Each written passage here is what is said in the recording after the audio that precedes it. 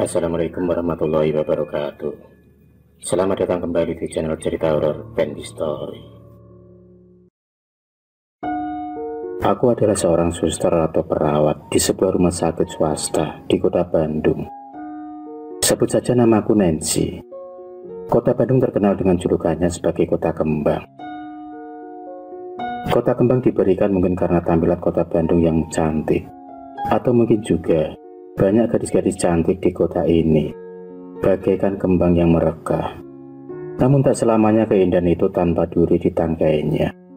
Begitu juga kota Bandung yang terkenal dengan julukan kota kembang ini, banyak menyimpan sejuta misteri yang mencekam. Sedikit tentang sisi lain dari kota Bandung yang dapat aku tuliskan berdasarkan pengalamanku bekerja di sebuah rumah sakit. Beberapa tahun yang lalu, ada seorang perawat yang sangat periang, mudah bergaul, dan polos. Perawat tersebut bernama Ani. Selain menyenangkan, Ani memiliki wajah yang cantik, serta tubuh yang mampu membuat mata laki-laki sulit memalingkan pandangannya.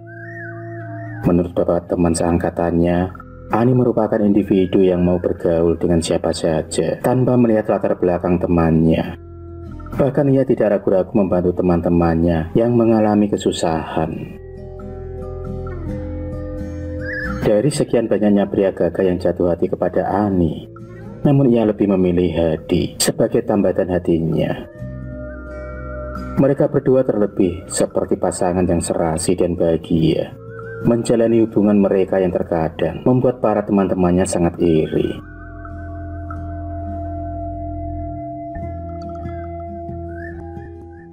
Suatu ketika, pada saat Ani berulang tahun, ia mendapatkan kado istimewa, yaitu jaket berwarna merah. Menurut cerita teman-temannya, jaket merah itu menjadi jaket kesayangannya yang selalu dipakai kemanapun. Kebahagiaan hubungan mereka ternyata menemui rintangan. Teman-temannya sangat mengenal Ani sebagai seorang gadis yang baik, polos, ternyata sering terlihat murung di pojok ruangan ganti baju perawat. Dan setelah dibujuk oleh temannya, Ani pun mengaku bahwa ia tengah hamil. Dan yang menjadi masalah baginya adalah Hadi enggan bertanggung jawab dengan alasan belum siap menikahi Ani. Ani pun sulit menerima kenyataan itu, sehingga setiap hari ia tampak murung memikirkannya. Hari-hari pun dia tampak murung. Hiburan dari teman-temannya pun tidak sanggup mengusir tingkat stres pada dirinya. Suatu ketika, Ani berkonsultasi dengan seorang dokter dan meminta resep obat.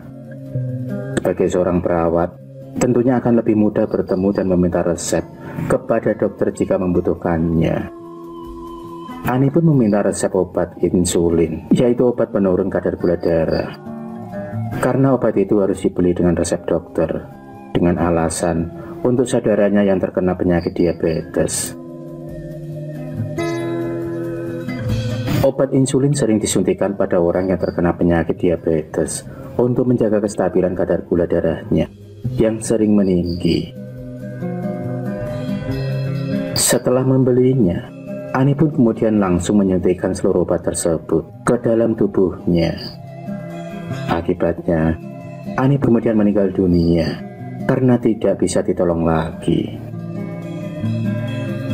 Beberapa hari setelah meninggalnya Ani, banyak desas-desus penampakan suster menggunakan jaket merah dari pasien maupun perawat. Konon, suster merah itu sering duduk sendiri di pojok ruangan ganti baju atau terlihat berjalan di lorong rumah sakit, dan juga pernah melayani pasien rawat inap.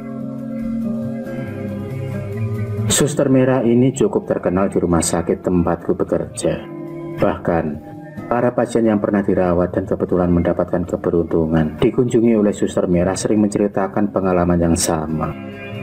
Awalnya aku hanya menganggap itu hanya kabar angin yang tidak benar.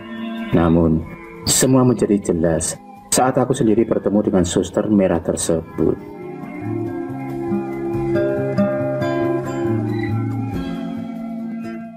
Suasana tampak dingin dan sepi saat aku berjalan menyusuri lorong rumah sakit menuju ke ruang jaga. Sambil menguap karena ngantuk, aku berpapasan dengan seorang perawat. Wajahnya sangat anggun dengan bodi yang indah. Namun aku sangat asing dengan wajah suster tersebut. Ia pun tersenyum kepada aku, dan aku pun kemudian membalas senyumnya. Setelah berpapasan, aku pun teringat dengan suster merah. Dan karena aku melihat perawat tadi menggunakan jaket merah, segera aku pun menoleh ke belakang. Aku pun terdiam sejenak karena tidak ada seorang pun di belakangku. Aku bukanlah orang yang mudah percaya dengan perkataan orang lain mengenai penampakan hantu dan sejenisnya. Aku percaya bahwa makhluk dari alam lain itu ada, tapi sangat sulit bagiku untuk percaya bahwa mereka bisa datang dan pergi sesuka hati di hadapan kita. Setelah kejadian bertemu dengan seorang suster yang menggunakan jaket merah itu, sering terpikirkan olehku, apakah benar mereka bisa masuk ke dalam dunia manusia? Apakah benar orang yang sudah meninggal bisa dengan seenaknya masuk dan berkomunikasi dengan manusia? Seberapa banyak cerita mengenai suster merah yang telah aku dengar, tetap tidak mengubah keyakinanku. Aku yakin penampakan hantu atau makhluk halus hanyalah halusinasi semata. Kebetulan hari itu aku mendapatkan jadwal shift siang dari mulai pukul 15 hingga pukul 21. Dengan wajah yang lelah dan ngantuk, aku dan teman shiftku pun berjalan menuju ke ruangan ganti perawat sambil bercanda. Waktu itu kami telat pulang karena harus melakukan beberapa urusan dulu saat serah terima atau pergantian perawat jaga. Kami pun sampai di ruang ganti dan segera bersiap-siap ganti baju dan penampilan. Mungkin telah tiba menjadi prinsip perawat pada umumnya bahwa saat datang dan pulang dari rumah sakit, penampilan harus tetap nomor satu.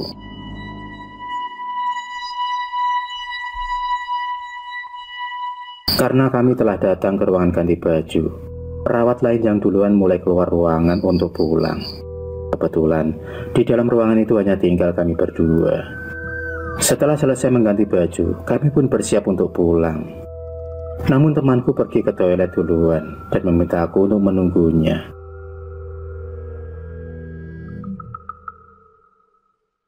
Saat sedang memainkan HP sambil menunggu temanku, aku merasa ada seseorang di pojok ruangan, dan ketika aku menoleh, ternyata benar ada seorang perawat yang sedang duduk sendiri sambil melamun. Aku pun bertanya kepada perawat tersebut, namun perawat itu tetap dalam lamunannya tanpa menjawab pertanyaanku. Karena aku sendiri tipe orang yang suka sok akrab, aku pun kemudian berjalan mendekati perawat tersebut. Aku kemudian bertanya lagi kepada perawat tersebut, namun perawat itu tetap diam membisu tanpa menoleh kepada aku sedikit pun. Aku kemudian bertanya lagi, dan lagi-lagi perawat itu hanya terdiam tanpa menjawab pertanyaanku. Namun ia menoleh dan menatap tepat ke mataku. Ia menatapku dengan mata yang berkaca-kaca.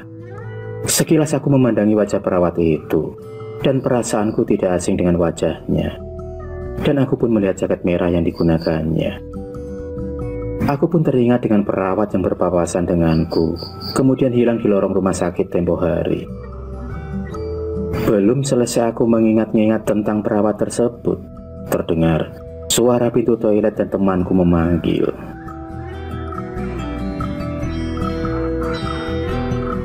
Tiba-tiba perawat tersebut hilang dari pandanganku. Aku pun berpikir terus memikirkan bagaimana perawat itu bisa menghilang di ruangan ganti baju yang pintu masuk dan keluarnya hanya satu. Tidak ada tempat bersembunyi di ruangan yang tidak terlalu besar itu.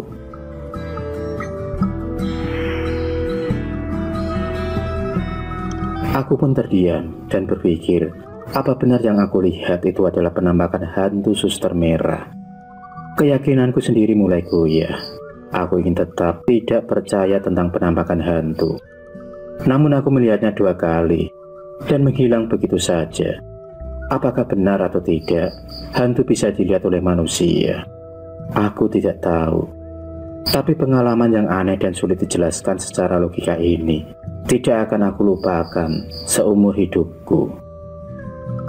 Itulah pengalamanku ketika aku menjadi perawat di sebuah rumah sakit swasta di kota Bandung. Akhirul alam, wassalamualaikum warahmatullahi wabarakatuh.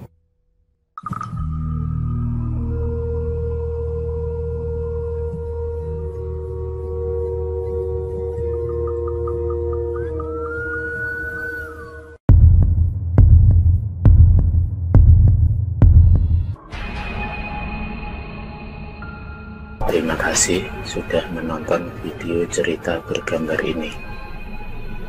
Klik subscribe untuk terus berlangganan video-video cerita bergambar selanjutnya. Semangat berkarya.